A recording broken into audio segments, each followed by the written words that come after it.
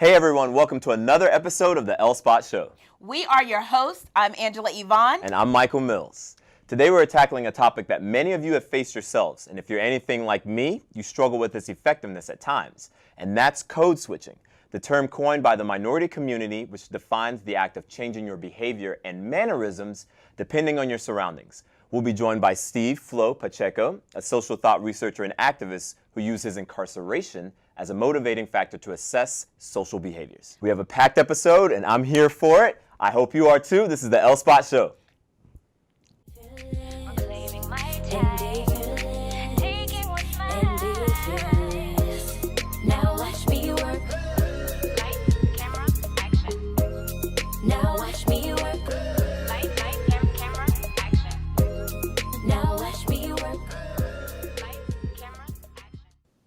In today's climate, race and how we behave is at an all-time high. Do you feel you have to put an act on in one way at work and a different way around your friends? Do you use Tina instead of Tinashe? Use a fake name on your resume so you don't get judged? Our guest has been featured on The Today Show and is a Ron Mullis Social Innovation Fellow. He's an advocate for better opportunities for formerly incarcerated citizens. Please welcome Steve Flo Pacheco.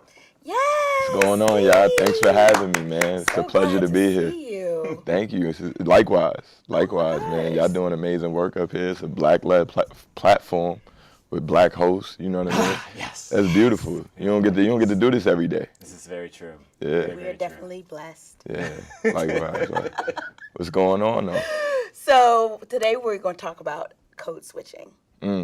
And with today's climate, with everyone just doing however they want to do, you know, people are starting to are so intense about how we speak, how we look, how we just deal with different situations. But that's, for years, that's been happening, but I feel like it's at an all-time high.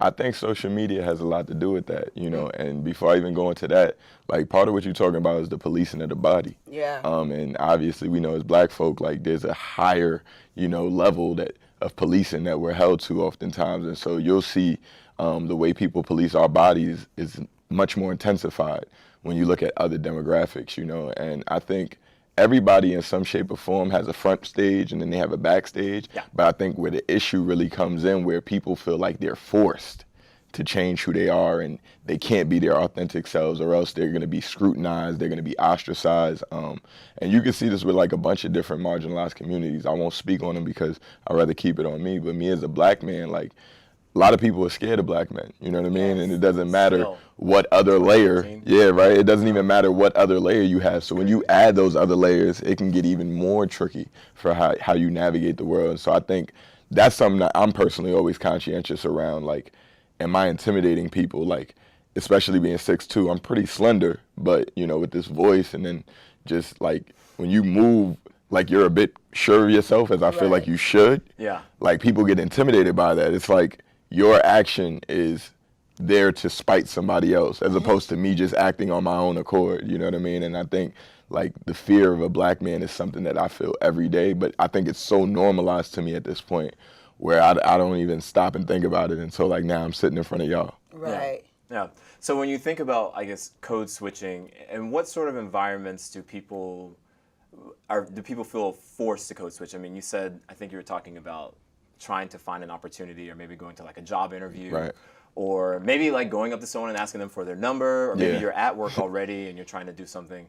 How do you feel people can better, I guess, manage those situations so that they don't have to code switch? Or do you have an opinion of it? Well, I think, I'll be honest, like I code switch a lot. I'm doing it less and less now, just because I feel like I'm finding like a comfort zone in who I am, like in all places. I think, I agree with you. It's gradual. No, it's gradual. I think that as you become more comfortable with yourself, you realize, and I'm 29 just for context, so it took time to build to get to this point. It took me to travel a little bit, seeing different people, like basically, I think one of the insecurities for me was, you know, a lot of us focus on ourselves so much thinking like, oh, I can't do that because then people are going to look at it this way. And then you'll end up in an environment where you're like, a bunch of people are doing this. Like, it's not just me. So I think a huge part of it comes from a lack of exposure to environments where you're other.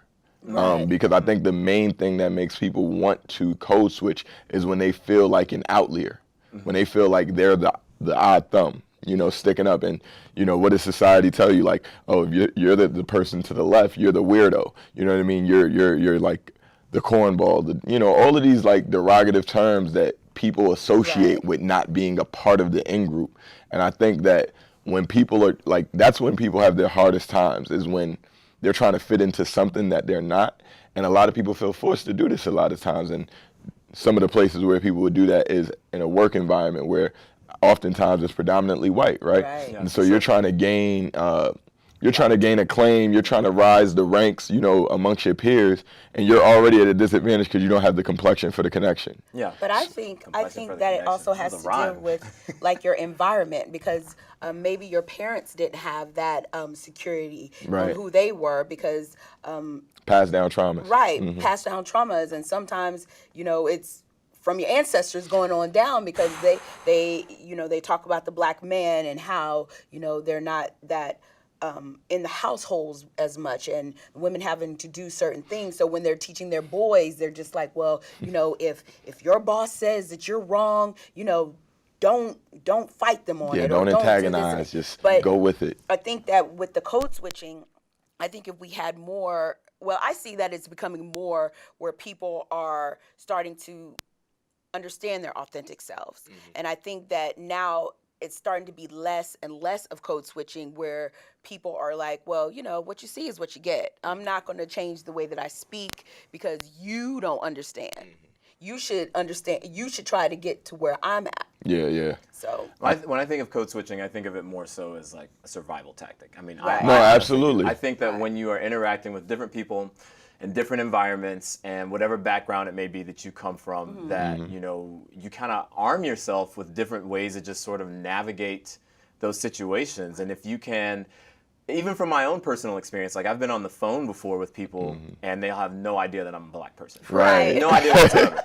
And then they'll meet me in person and they'll be like, oh, you're black. And I'm like, of course I'm black. Yes, I've been black this whole time. Like, I didn't do anything different than I would not have done now. I can't curse on here, huh?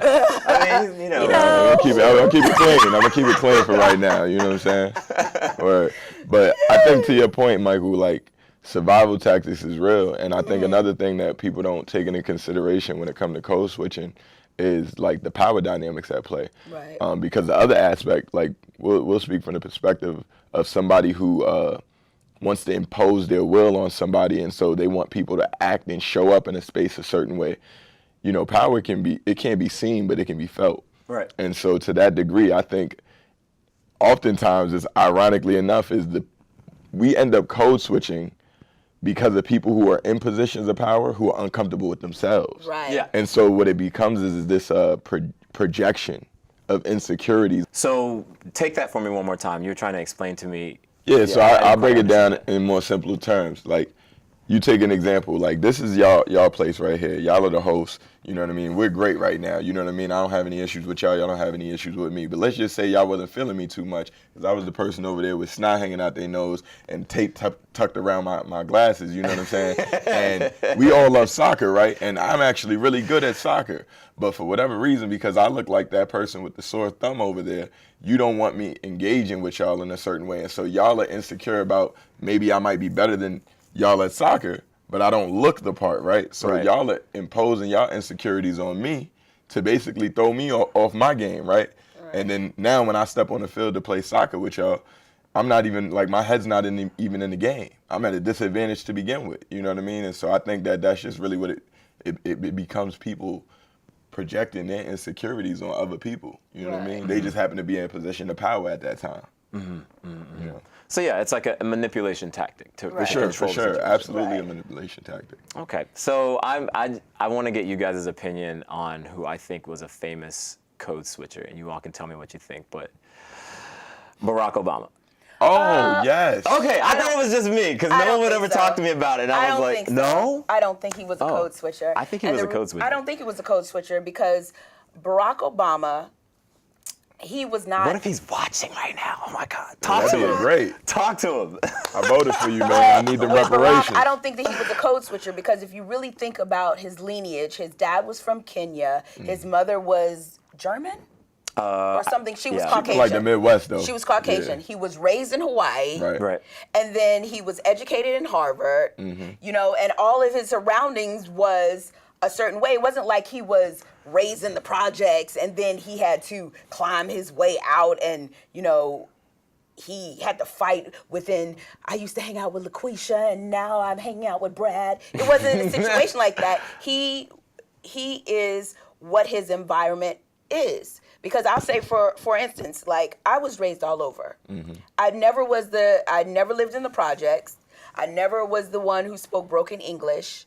So I don't know what it means to exactly code switch. Now, I know what it means as in I'll tone down my tone. Because, you know, when we get certain tones, inside voice, outside voice, I can how agree I with you. deal with, you seem genuinely, like same per conversation each time. You know what I'm saying? Instead of saying, girl, I will, you know, blah, blah, blah, blah. But that's all of comfortability with whoever I'm with. Yeah. Right. So I don't think it's a code switching. I think it's just one of those things that if I was never exposed to that, so that's not really, you know, I don't know. think that he was a code switcher. I just don't. I don't know what it was, but I think at some instances, especially like during State of the Union addresses, and when he was talking and speaking, like I kind of be like, this does not seem like the same guy. Like, Did it just you see him with Jay-Z and like 2 Chainz? I Yes. feel like that's so that's Brother code Barry. That's Brother Barry, and then we got President Barack Obama. But that's just a photo. But they got footage. Yeah. Even when he played basketball, Yeah. Okay. he got a different bop in his walk. Yes, he does. He does. So then, what's to say about people who just have layers to themselves? So let's say a professional version of you. Right. This is who I am with my friends. This is who I am when I am the president of the United States of America. Like when you interview. Yeah, or when you're being interviewed. I mean, is that the same thing as code switching? Because I think by definition, I am probably the biggest offender of code switching that there is. Like, I have to change and be so many different types of a person just to interact with people to get what I want. You don't have to. I don't have to. Yes, I want to because I want to succeed. He wants particular results. But who's to say that you wouldn't be successful just being who you are? Because you have to find your tribe. Oh, read me. You have to find your tribe, because anybody who accepts you for who you are, you're successful with them. This is true, but you can't operate in just your tribe to be successful. But your tribe is big enough to get you success. Not everybody's. You got to understand, some people are like confined to the 4 blocks in their neighborhood. Thank you. But that's because they want to. No, if you can't get on the train, no. If you don't know how to speak a common shared language, like something you honed in on earlier was you've traveled, you've been different places, you didn't speak broken English. Something that I think is really underneath that is popular culture is dictated by white America. Yes. Like hip hop and pop culture, what is determined, I guess, what people label as pop culture is run by black folk. When you talk about hip hop and things like that, it is our culture. But that's a subculture within the larger culture. We live in a white supremacist culture. Right. So if you think about that, I saw a meme the other day that says, "Please stop saying act professional when you mean stop acting what's acceptable to whiteness." You know what I mean? So I think certain people, for you, it's natural for you to be who you are, and you have like this flavor to you that just comes out, and it's probably very much because of your upbringing. Yes. But I would argue that you're very rare, because when we talk about, you can call it rare on top of that. No, well, I'm not boosting that ego, but we bringing it back to Obama. I feel like certain people are at a disadvantage when they grow up in multiple different contexts, because it becomes, especially when you are black, even though he's black and white, it's like when you're seen as black, people already have a host of assumptions and like stereotypes attached to you. They waiting for you to go for the grape Kool-Aid. They waiting for you to pick up the chicken bone and eat it all the way to the gristle.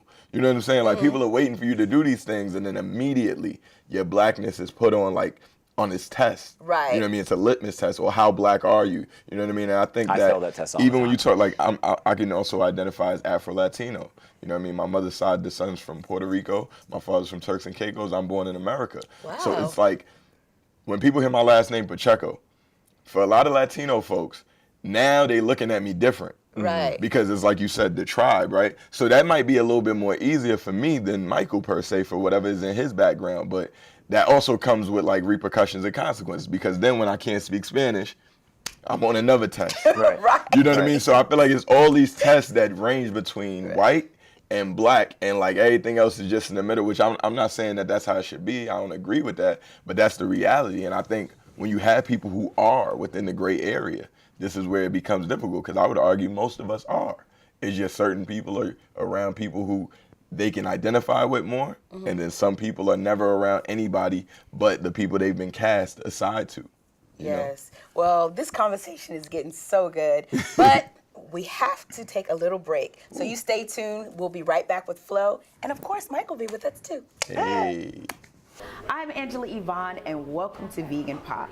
We are here at Urban Vegan Kitchen off of West 4th on Carmike Street in Manhattan. Now, Urban Vegan Kitchen is dear to me because this was the first place I came to whenever I decided I was going to be vegan. The atmosphere, the people, and the food, I wasn't disappointed, and I was in great hands. But today, I have Panama Da Prince with me, and we're going to see if he can be back into the green side.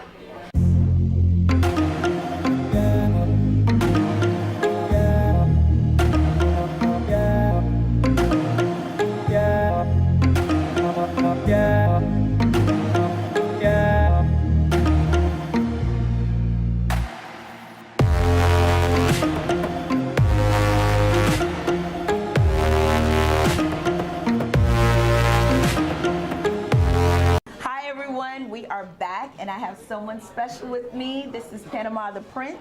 He is an artist. You are a designer. You are a musician. You're everything. But what are you eating? I eat a lot. You know, thank God for my fast metabolism, because I eat a lot. Trust me, and I eat a lot of things I shouldn't. I kill like a whole pack of Oreos like in one night. Oreos are vegan. Are they really? Yes, they are. So I've been eating vegan. Look at God. I've been eating vegan. Okay. So are you ready to be on this vegan journey? As ready as I'll ever be. All right. This is Samantha. She is the general manager of Urban Vegan Kitchen. What do you have for us here? So this is one of our very special items. People come from far and wide just for our mac and cheese. I have to say it's probably the best mac and cheese you're going to find in any restaurant in New York City, period. So... Not period. I'm telling you, we've had people that come in here. We've had people that come in here who are like joking, like, oh, all I do is eat meat. And I'm like, okay. And they eat this and they stop me and say, this is one of the best mac and cheese I've had. Absolutely. Wait a minute. So this is mac and cheese without cow milk? Without cow's milk, without eggs. Not only that, imagine this. It's a cholesterol-free dish. No. Plant foods don't have any cholesterol. Yes. So okay. You can eat this in abundance. Let's see if you win me over. Come on. It's going to be great. So tell us what this is made of. So we make an in-house sunflower cheddar, but we also combine it with a very local and organic New Moon mozzarella cheese. It's made in Brooklyn, New York City, local. And we have some special ingredients that really give it a kick. And I'll share one with you. We get some smoked paprika. But try it out. See how you like it. Okay. Yes. Let's see. Okay, Panama, so I have you here because everyone feels that they are going to miss out. And everyone loves a good mac and cheese, whether it's your grandmother's mac and cheese, whether it's your mac and cheese. And this, I think, is going to be the kicker for you. It's healthy, it's delicious, but what is your diet? Like, what do you normally eat? Okay, well, first of all, I'm really picky about my mac and cheese because my grandmama mac and cheese, hands down, best mac and cheese that I've ever had. But as far as my diet goes, I don't eat beef or pork. Okay. You know, I eat a lot of turkey, but a lot of seafood. You know, a lot of seafood and chicken. I still eat chicken.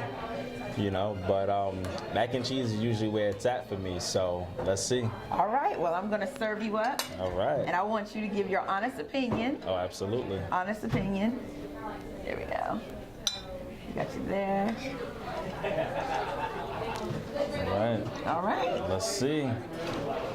First time.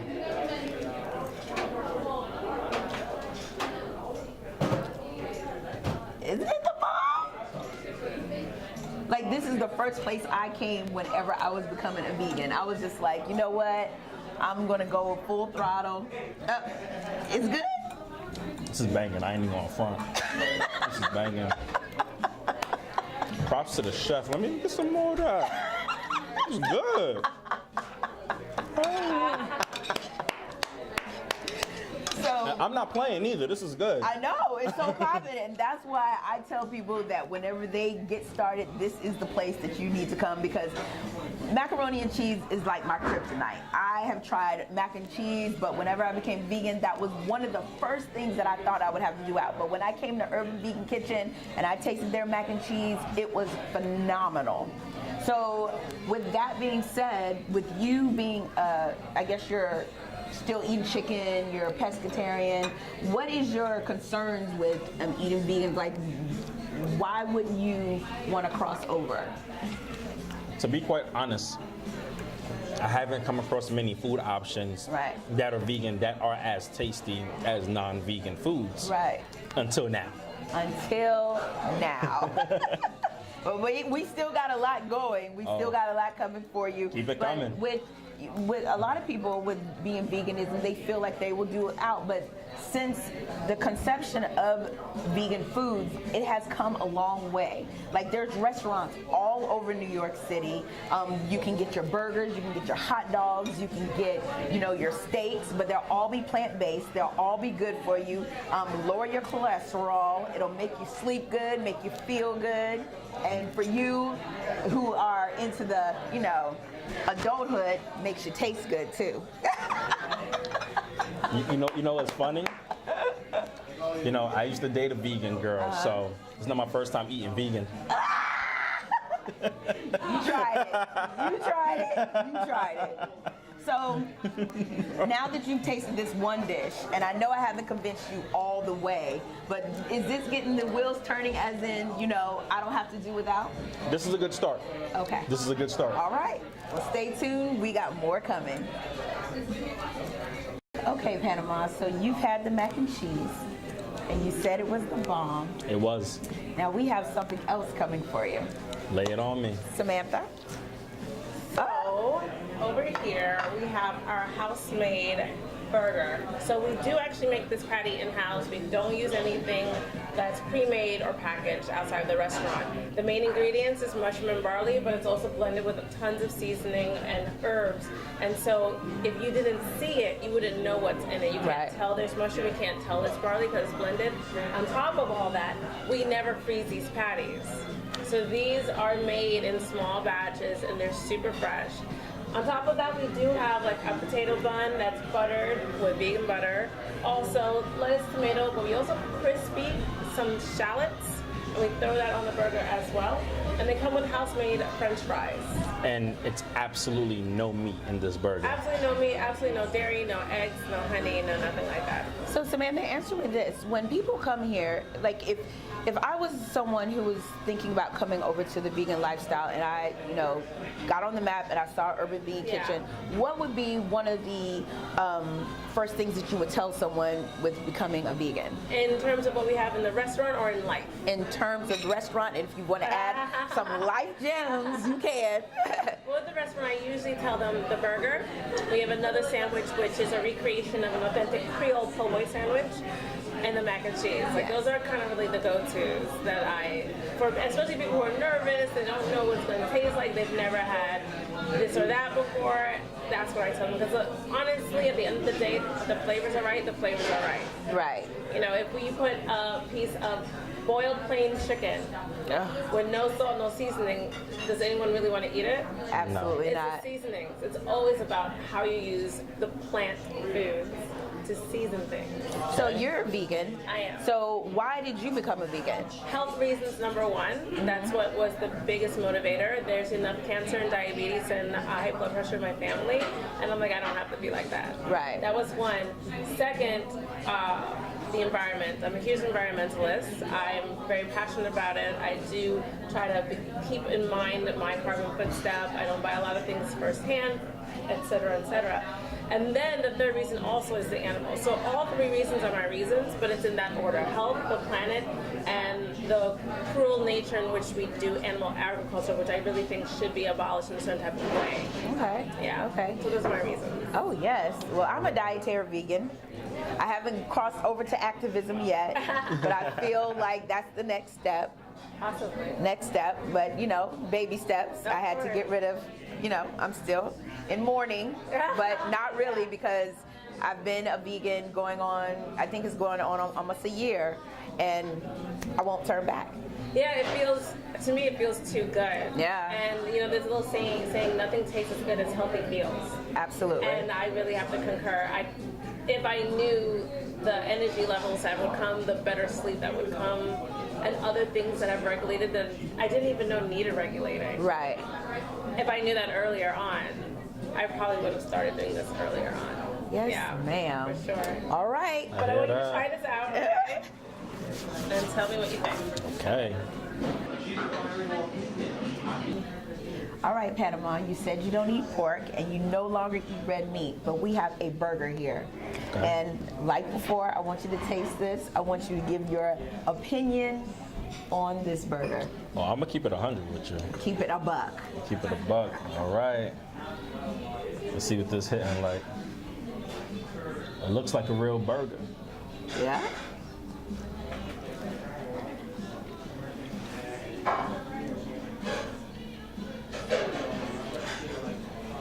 Yes? Even with the texture, I wouldn't even know the difference. Yeah. Yeah. So, you people out there, for those of you who feel that you're going to have to give up your mac and cheese, you're going to have to give up your burger, this is real life, real tasting, and he is letting you know that you don't have to miss out. You don't. Everything is so delicious here. Everything is so good for you. I could go on and on and on, but the proof is in the burger. It's hitting. Good? You better eat. You get your fry. I'm gonna eat, but I just want you to know. That's good, but don't just watch me eat. I'm gonna get a fry. I want you to enjoy this vegan food too. I'm not gonna lie, I'm shocked What's so shocking about it?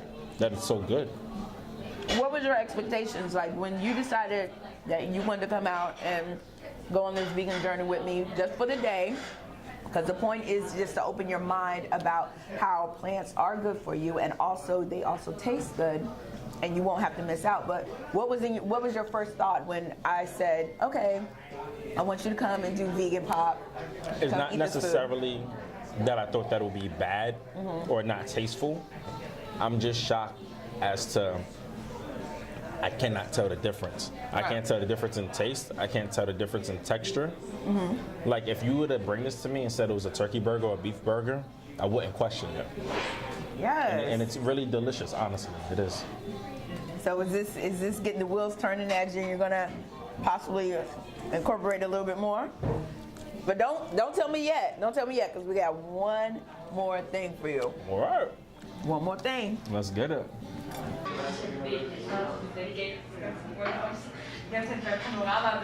Okay, Panama. So you've had macaroni and cheese, which is everyone's favorite, and you gave it the thumbs up.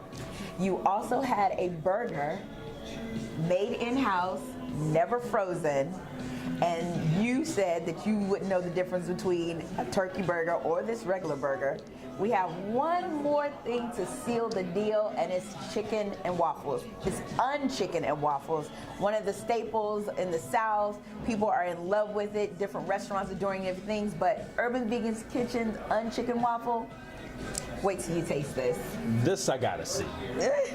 All right, so this is our chicken and waffles. Really, this is the dawn, Not of the the dawn. menu.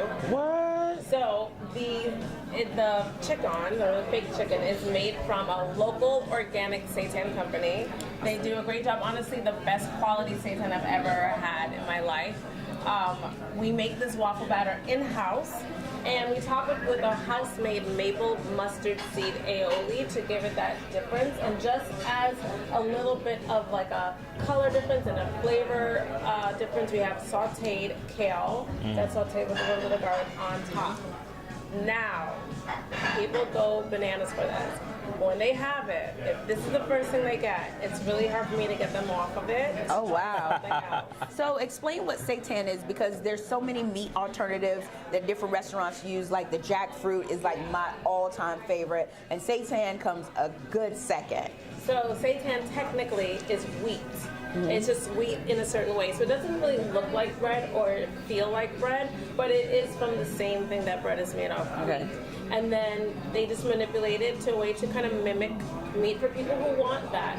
Not everyone needs it, you know, Right. there's different types of vegans, but some people really want a mock chicken, a mock beef, and some people are just like, I'll just eat whole plant foods. Right. So every type of vegan is kind of different. There's no one way to do it correctly. Okay. Yeah, so please dig it in. All right. This looks like chicken and waffles. Because it is. Get your mind right. Get your mind right. Oh no, we gotta see what's up with this. You had this already? I had it one time because I stay stuck on the mac and cheese and also a tofu scramble that they have here. Oh my gosh, that looks so good. Yes. So we have the chicken and waffles. I'm ready. And I know you've had regular chicken and waffles, but I know you haven't had chicken waffles like this. Listen, Angela, chicken and waffles is literally one of my all-time favorite dishes. All right. Period. Now, you know once you eat this, you have to become a vegan. You have to. This is the make or break. This is the make or break. This is the make or break. This is the make or break. Listen, if this chicken and waffles taste like chicken and waffles, like for real, You'll do it for a week? I might do it longer than a week. Okay. I mean, I don't want you to jump in, but if you're ready. I might be here every week. Oh, So let's see. you just might, because I was. You know, but before I even touch the waffle, let me just get a little piece of this chicken real quick. Piece of the chicken. Piece of this chicken. Has a crunch. What kind of witchcraft is this? You play it. Nah, ain't no way this is not chicken. Yeah. Yeah. There's no way this is not Yes. chicken. Yes. What y'all doing over here? Yo. So you coming over to the green side, because I'm telling you, I think I'm about to be I over tell here to the everyone, green side. Urban Vegan Kitchen will get your mind right. And the waffle's vegan too. Nah, let's see. Good. It's so fluffy. You got it. You got it. Yes! Now, being a vegan, you have to take your baby steps, because if you don't, you'll feel like you're missing out. But there's just so many things that you can make at home if you like to be at the house cooking. You know, chickpeas, there's kale, there's broccoli. There's so many ways that you can make vegan dishes, and it tastes flavorful and it tastes really, really good. But you have to come to Urban Vegan Kitchen, because that will definitely get your mind right. So I actually know how to cook very well. Okay. Now I gotta learn how to make vegan dishes. Well, it's not that hard, because with vegan food, I find, because I am a beginning vegan, that it's all in the spices. Okay. Once you have your spice, and once you know that it doesn't have any meat products or things of that nature, it's easy for you to just throw things together. They're quick. You can use your quinoa, your black rice, chickpeas, and black beans, where you can get some of your protein. It's just a way to go. It's a way to go. And now, don't get me wrong, I have slipped every now and then, because something about a New York slice pizza just sends me over the edge. But since I've been doing the research, and since I've found other alternatives, because now I can get my vegan pizza, now I can have my vegan burgers, now I can have my vegan hot dogs, now I can have everything that I want, there's really no need for me to be over there doing damage to my body. And to me, it doesn't even taste as flavorful anymore. All right, so I'm gonna need you to hold my hand along this journey, okay? Of course, of 'Cause course. I feel like I'm gonna have a few breakdowns. Of course you're going to have a breakdown. You're going to have a breakdown, but what's important is that you know how to get back up once you fall. Because it's not overnight. Being a vegan is not overnight, but one thing that you can understand about being a vegan, it's a better way of living. You'll have better sleep. For those of you guys who are probably having problems with your skin, and I'm not a doctor, but dairy is probably a cause of it. I just find that I'm more at peace when I'm eating plant-based. And then, you know, and I'm not saying all you girls who are thinking that, oh, I'm gonna become vegan and I'm gonna be skinny. No, there's such thing as a chunky vegan. Look at me. But I'm working on it because when I first became a vegan, I was on breads. Like, I would just sit at restaurants and be like, oh, can I get some breads? And I filled up on pastas. But everything, like life, in moderation. But vegan is definitely the way to go. So, you've had the mac and cheese, you've had the burger, you had the unchicken and waffle. On a scale from 1 to 10, how would you rate this experience?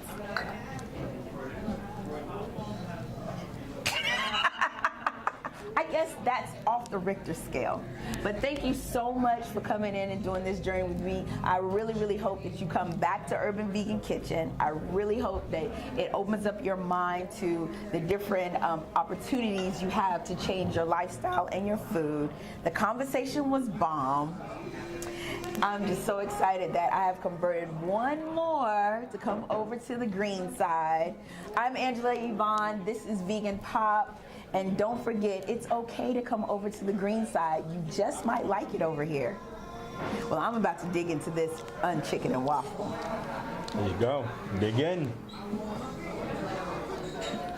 Oh, and thank you for having me. Oh, you're welcome.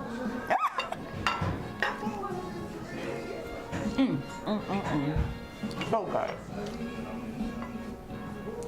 I'm still mystified by this. It's so good.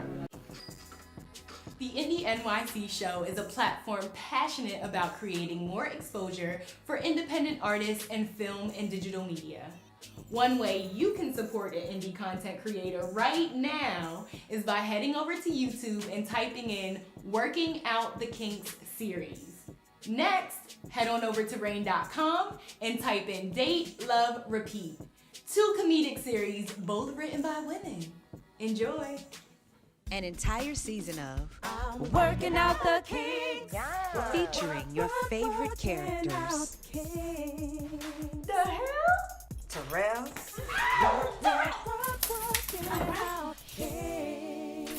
Cause you look like a runaway slave. If you don't take that out your head and quit playing. Madison, You don't get your head up! You can do that? Black women, we want to protect our edge. Protect the edge. Crystal. The gift of life is sacred. I can't kill an animal. I won't kill an animal. Don't let Tyrell get your ass whooped up in this bitch. What? Monet. You must be Money? It's Monet. It's French. Rubbing this old ass magazine. And of course, Jada. What the hell? A damn exterminator, he came! You that sexy, exotic little beast of nature. I'm an exotic beast. Oh my God, Jada, your hair, that...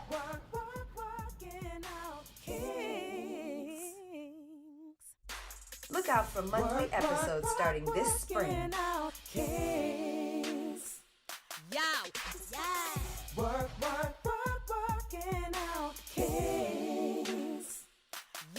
Yo, I'm a queen sitting on my throne, afro picking out my fro, hair ain't fried, laid to the side. I'm so glad Wanda, I hear you got a man, girl. We've expressed that we'd like to be married, but we haven't discussed marrying each other. You're transitioning into courting, which in other words is just intentional dating.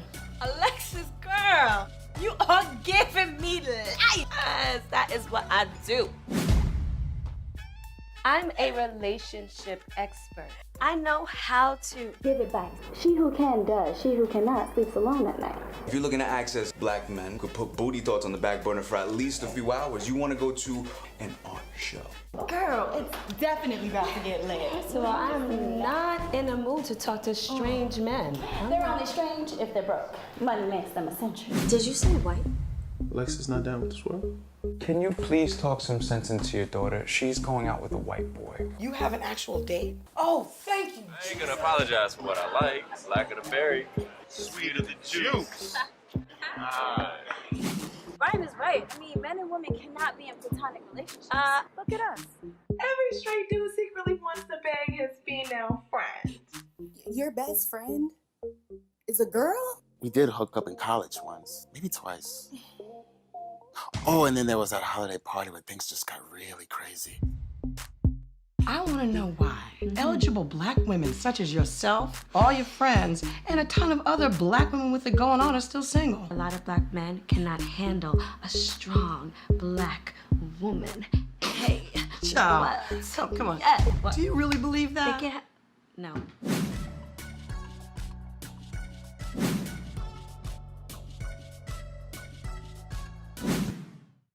If you want your trailer to be featured on the show, send us an email at the IndieNYC@gmail.com. Welcome back to the L Spots Show. So we're back for a second time with our guest panelist, Steve Pacheco. He's going to talk to us a little bit about what he specializes in. So Steve, tell us a little bit about your social justice virtuoso. Yeah, man, I just believe that the world is in not such a great condition right now. And, you know, you got to think about more than just yourself, right? But not just me and other people like sitting here, like yourself sitting here, but like the future generations, right? And there's enough research out there to tell you that we're not living in a sustainable fashion. So what's going to be left for the future generations? I would feel horrible if I knew that people did whatever they done before I came into the world, so I could come and enjoy it. And now, like, the next generation, they just asked out. You know what I mean? Excuse my language. So I reference myself as like a Renaissance man.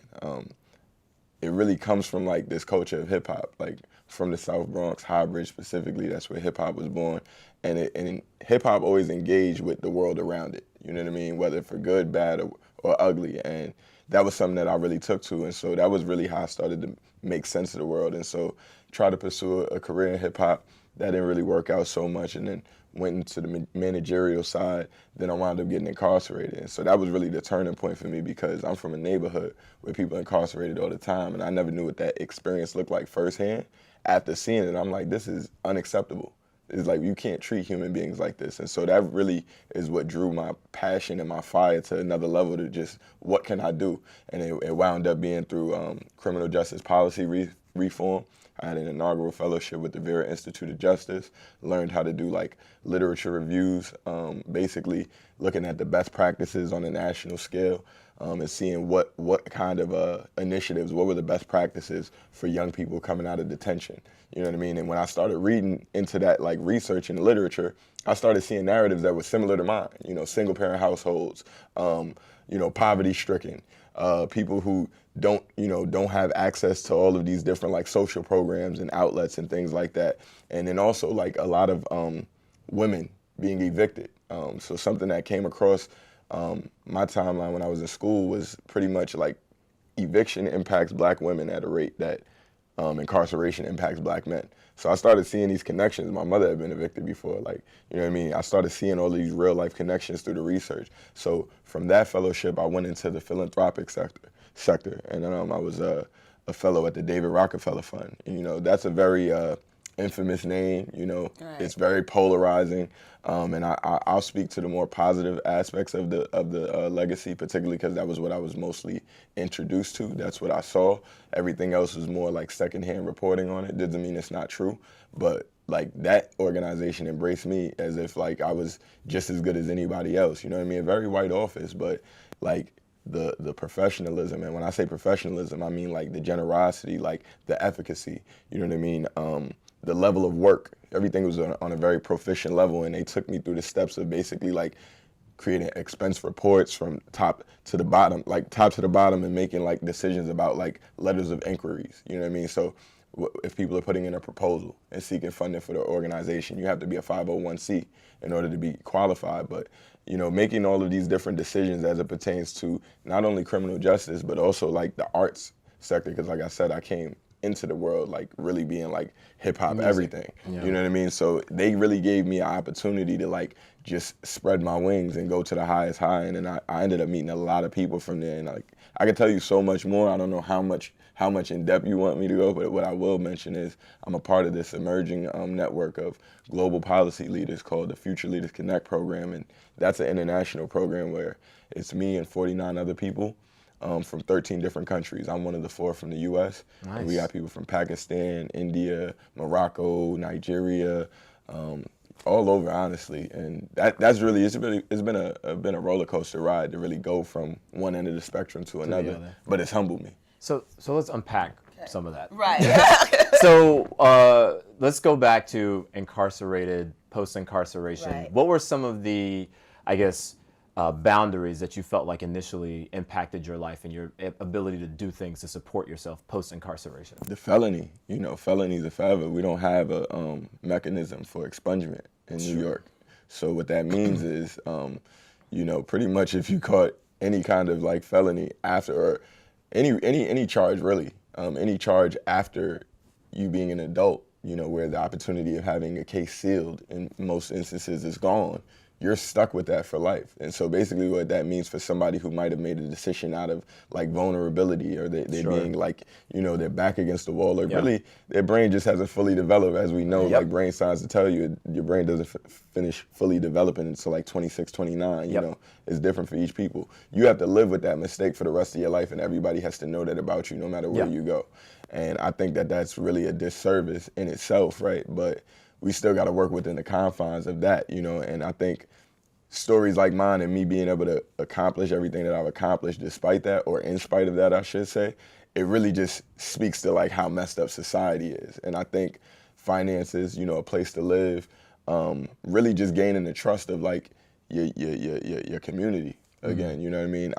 I think it's different coming from where I come from. It's predominantly black and brown. I didn't really grow up with any white people around me. So they're not looking at me like I'm this animal, but there is a level of trust and restoration that needs to happen, because it's like, are you gonna go back to what you were doing before? And so obviously that takes some time, dedication, and true commitment to show like, listen, I'm not just doing like the good thing because it's trendy, or because like I don't want y'all to know like who I really am deep down inside. It's like, no, I actually really changed. Like that period of incarceration changed me for the rest of my life. Yeah. You know what I mean? So to touch on that, because some people have, there's two sides to that, because some people feel that once you've been incarcerated, that's just it's over. Yeah. It's over. And then some people do feel that some can be rehabilitated, and you are a prime example of that. Thank you. But on what level do you, I guess, give help to? Because are you saying, do you believe that rapists or murderers can be rehabilitated, or are you saying just the regular person who got caught with maybe a dime bag is being like? You can go to jail for that. So you go to jail for that. You go to jail for weed. Okay.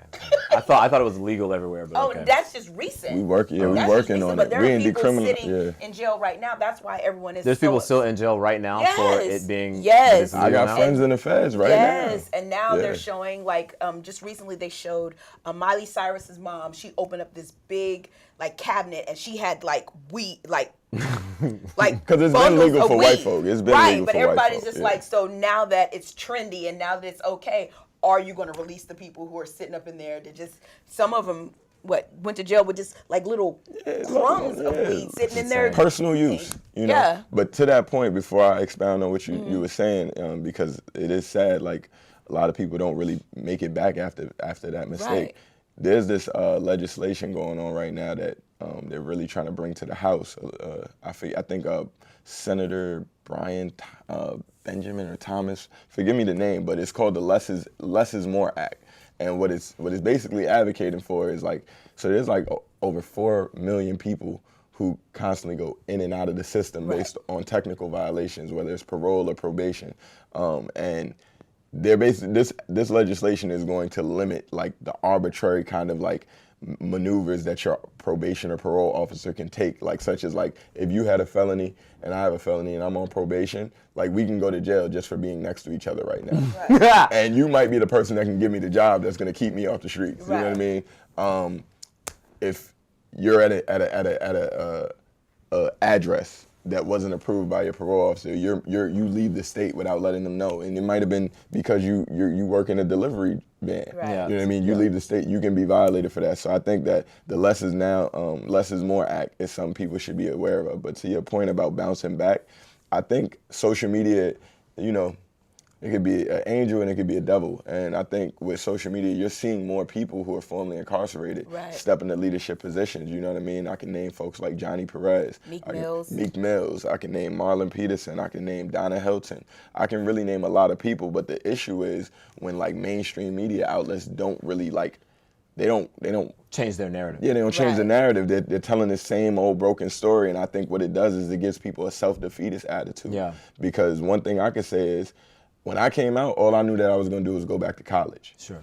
But I knew I had something to look forward to, and luckily I had went to college prior to, so I was familiar, right? But most folks, if they've been in the streets, they've been engaging in like illegitimate activities most of their life, it's like, well, dang, it was like, I didn't really think I had a shot when I didn't have a record. Now I got a record, I might as well go back. Right. And then you keep seeing these narratives of like how many people are failing and not making it. It's not really encouraging. And so I think for me, when you ask how much do I give back of myself, honestly, I don't believe in pouring from an empty cup. Before, I would give all of who I am, but then you end up being left with nothing for yourself. You know what I mean? So I think I make sure that I'm whole and I lead by example so that people can see healthier examples or healthy variations of what it looks like to come home and like take control of your narrative and then push it in a particular way that you have ownership over. And so after that, then I basically lend my hand out to extend access that I have, you know, or I'll put my name or my stamp on it, you know what I mean? So what are some things that I guess you feel like us who have not been incarcerated, I haven't been incarcerated, but what are some things that we could understand about that process for someone? I mean, I've definitely been in positions of leadership before. I've been in positions of authority. I've managed, you know, businesses and stuff like that. And looking at someone's looking at someone's resume. Right. And, you know, you screen through certain pieces of information. Mm-hmm. So in that sort of position, what are some things that you would like to communicate to people to make sure that we don't just overlook someone because they're incarcerated? I think from the breadth of it, whether you're someone's boss or whether it's just someone that you know. Yeah. I'll speak about it from two angles in particular, like being the person that's looking at this person who has this history, and then also being in the position where you're going in for a position like a job, and you have that, right? So starting with the first, you really have to judge people for who they are now, because as we all know, we change so much on a day-to-day basis. You know what I mean? Like, you could be a completely different person than you were a year from now. You know what I mean? And that's like so true for anybody, not just people who've been formerly incarcerated. Secondly, when you take into consideration like America, like the United States, we are like the nation of incarceration. Like we have 6% of the world's population, 25% of the incarcerated population. So the truth of the matter is actually a lot more people who are incarcerated than you know about. Mm-hmm. And sometimes, for instance, like I said, some cases might be sealed. You may not even know that this person has a criminal history. You know what I mean? And I think that judging somebody based on that, you have to think about the larger implications of the world. If we say when somebody does something wrong and we want them to get their life right, back on track, if we're not willing to play a part in that, well, then it eventually, chickens come home to roost. Right. So these are going to be people you're meeting on the train who are asking for, can I get some change? Or, you know, and that's the funny thing. I don't know anybody that, well, I'm not saying there's nobody, but I don't know people. The people I know who are formerly incarcerated, they're not asking for change on the train. So that's something that we should look at, right? Because some of these folks have never even been incarcerated and they're there. So what do you think would happen if we box out people based off of a situation that happened at some point in their life, whether they made it knowing all of the consequences or not? You don't give them the opportunity to change. That sends a message to society. But then being in a position where you're interviewing and you know you have this against you, you need to block that out. Because at the end of the day, it is what it is, right? And what you need to do is you need to figure out what is the best way that you could spin that story to humanize it. Right. You need people to see your actions as something that's not separate from the mistakes that other human beings make, right? So to your point, right, this is really important. Rapists, you know, people who, I know a lot of people who caught murders, you know what I mean, murder people, and they're actually some of the nicest people that I've met in a lot of different situations, and you'd be surprised by that, right? But that's where it gets a little tricky. I'm gonna be honest, I'm an abolitionist, right? And so it's a weird space for me to be in like policy reform and things like that, because this is like a reformist nature. I don't believe in prisons. And the reason why, before I answer that, is because they don't make people better. They actually break people, and you re-traumatize people. And so if somebody already had an issue before they went in there, it's not going to look much, it's going to get exacerbated. So what about when... So you're talking about accountability. I think first and foremost, we have to look at the root cause of where an issue came from. Right. Now, something like rape in particular, you know, and my heart goes out to anybody that's been impacted by any sort of sexual violence. But when you talk about something like that, that's a psychological issue. And I think that there's a lot of things that's taking place in society on a daily basis that could drive people crazy. Right. We don't talk about suicide enough, right? We don't talk about mental health issues enough. We don't talk about how people are basically, they're closing mental health hospitals and building more prisons, right? So when you talk about things like this, I feel like it's a larger issue in society. Now, if something's happened to an individual, we have to address that, and you're a threat to society. So there should be some level of removal from the environment where you've caused harm, and you need to be able to answer to that. But do I think punishment is the answer? No, because then what does it do? It's like, okay, if I feel like somebody did something wrong, I'm gonna punish them. And we know that that's not right. That's going to perpetuates the cycle. I think we're gonna all end up blind in that instance. So to touch on you not believing in prisons, so what should be a consequence that would be good enough to make someone feel that, okay, I did this, this was the consequences, and that the buck stops there? I think you need to have a sit down, whether it's in community, you need to have a sit down with the individual that you cause harm with first on their terms. And then first allow them to air their grievances of what they thought was done wrong and what they feel like should be done to correct it. And then from that point on, and this would be facilitated. They call it restorative justice. You have somebody that facilitates this process where now the person understands what they did was wrong, why it was wrong. Things like rape, it's a little more difficult. I honestly, I don't even know what that would look like. Right. But I think that we're really hurting the fabric of society by continuously punishing people. And I think it doesn't have to be a yes or no. Like, it could be a yes and. Like, we can hold people accountable, but we can also not damage people further by sending them to prison. Where does that come from, do you think? Because I think that's something that is ingrained in us. Maybe it's something primal, maybe it's something religious or biblical, but there's definitely this notion that if someone has wronged you or your society or your family or your friend, then vengeance is due. Like, right. You know, like you have to atone for what it is that you did, yes, but where does that need to sort of like see the other person harmed as much as you have harmed someone right. else? How do we defeat that? Culture has a whole role to play in that. When you talk about like media influence, like influencers, when you talk about, you know, visual, like people in the music industry, in the like creating film, even shows like this, like the fact that y'all are even raising the issue and we're talking about it. I think more of these conversations need to be had first and foremost, because I think a lot of people just default to the narrative that's been fed to them. And to your point, all of these movies talk about claiming vengeance on somebody that's done you wrong. But we know that we can't act like that in real life. Right. But at the same time, if that's all that I've seen, that's what I'm being programmed and conditioned, I'm not going to do anything else. Right. And then if you have a narrative saying when people do try to atone and sit down and speak through things, they're punks, they're sissies, they're wusses, that's not manly or that's not gangster. You know what I mean? You really sending this message that whether you saying it or not, it's like, you better go get yours, man. If they did something to you, you better go do something to them. But then when people get in that situation, now we like, why did you do it? And then it's like, what was I supposed to do? Right. You know, so I think that it really starts in the home. I think whether you got a parent or not, whoever your tribe and your community is, people got to really start thinking for themselves and creating new like ways of coping, ways of addressing and healing. You know what I mean? Healing is super important to all of this. And I think hurt people. It's a cliche thing to say, but I think people want to see people getting punished and sent to jail because it's not them, and the pain that they're feeling and their hurt is one way they feel like they could whet their appetite and feel a little more whole in themselves. But that actually doesn't work. Right. You're still going to be chased. Profound. This was so powerful. This is so powerful, and I wish we could keep going, but of course, you probably keep the dialogue going on your social media, so let everyone know how we can follow you and get in tune with what you have going on. For sure. So the best place to get me is on Facebook, Stephen Flo Pacheco. You can get me on Instagram, flow like it's 89. That's all one word. The 8 and the 9 are numbers. And then you can get me on Twitter at Mr. Steven Pacheco, Mr. Steven Pacheco. And that's Steven with a V. Don't put a PH, please. Oh, wow. Okay, because I was going to put the P.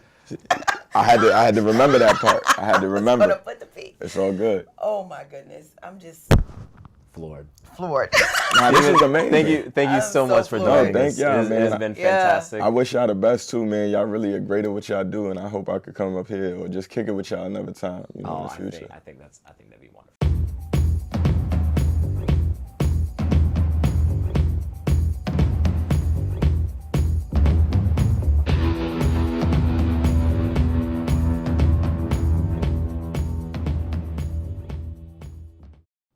Today on Science Mind, we will be talking about a subject near and dear to all of our hearts: pets in the city. I'm sure everyone watching this at some point has had a cuddly, furry, or maybe scaly friend that you either grew up with or took care of. We all love pets. New Yorkers alone own approximately 1 million little companions, which, if you're me, is a good and bad thing. Now, yes, having a furry little puppy is awesome, but what about when it gets older and needs a lot of space, exercise, and food, and you have to make sure to get to work 8 hours every day to keep a roof over your head and over your pet's head? Here are some tips to choosing the best pet for you and making sure you and your companion have the best life together. Consider the best pet for you. The animal kingdom is vast. You don't have to get a dog or a cat. In a study conducted in 2017, scientists found that out of the 15 best animals suited for human companionship, dogs weren't even on that list. But you know what was? A tiny, quaint Sika deer, a wallaby, or a palm civet. Now, these animals are exotic, so they may not be the most economical option, but they don't require much from people and will be just fine if you feed them and give them some space in your tiny 2-story walk-up. This leads me to my next point: little space, little pet. If you live in an apartment or room and space is an issue, consider a betta fish or a guinea pig. These pets are great companions for those of us that are square foot budgeted. As mentioned before, New Yorkers own close to 1 million pets, and a lot of those owners can't keep their companion forever. Before you drop hundreds of dollars on a puppy from a breeder, consider adopting a pet from a shelter. Most shelters offer vaccinations and spaying or neutering for their animals, and you will be feeding a great positive karma feedback loop by giving a pup that needs a new home a second chance at happiness. People and pets go hand in hand. There's no denying that. Just make sure that you weigh all of the options and responsibilities before you bring home a pet. Today's show was so powerful, wasn't it, Michael? It was amazing. We have to thank Steven Flo Pacheco for coming on and giving us so much wisdom. But to stay updated with our guests, our hosts, and the show, make sure to follow The L Spot Show at The L Spot Online and visit TheLspot.com. That's right. And on our website, you can find past episodes and a place to donate so we can keep this going. Any contribution helps. Be sure to keep tuning into The L Spot Show so you too can network and be recognized. I can't believe where I'm at now. I dreamt about this for a while. I knew I'd be a superstar. Didn't think I was gonna make it far. Been through trials and tribulations. Almost lost faith, thought I wouldn't make it. But my God is the greatest. And now's my time to shine and be fearless. Now is my time to shine and be fearless. Now is my time to shine and be fearless. And be fearless. I'm claiming my time. And be fearless. Taking what's mine. And be fearless. Now watch me work. Light, camera, action. Now watch me work. Light, camera, action. Now watch me work. Time to make a movie, y'all. Cameron J. I'm a star, I shine way brighter. Everything lit, yo, they calling me a lighter. Came out swinging cause I'm born to be a fighter. Gifted with the words, so I'm known to be a writer. I done came a long way. Trip to the top and I came here to stay. Ain't worried about y'all cause today I'm feeling fearless. If you ain't showing love, I can care less. I can move through a crowd with a smile on. Got a bank full of money I can pile on. So it's lights, cameras, flash cause I'm here. Net worth bringing in a new year. Hands up, everybody celebrate. Only making big moves like a heavyweight. Flawless, how we rockin' the jewels. Front page of the time if you talking the news, you heard? Now watch me work. Light, camera, action. Now watch me work. Light, camera, action. Now watch me work. Light, camera, action. Now watch me work. To shine and be fearless. Now it's my time to shine and be fearless. Now it's my time to shine and be fearless. And be fearless. And be fearless. And be fearless. Now watch me work. Now watch me work. Now watch me work.